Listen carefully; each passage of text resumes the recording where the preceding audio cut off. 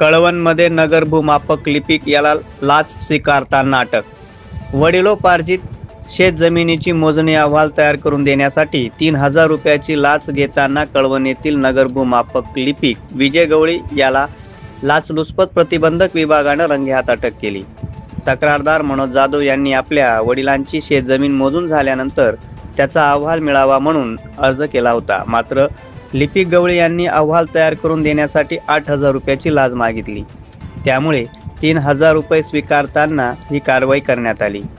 या प्रकरणी कळवण पोलीस ठाण्यात भ्रष्टाचार प्रतिबंधक अधिनियम 1988 अंतर्गत गुन्हा दाखल करण्यात आला आहे.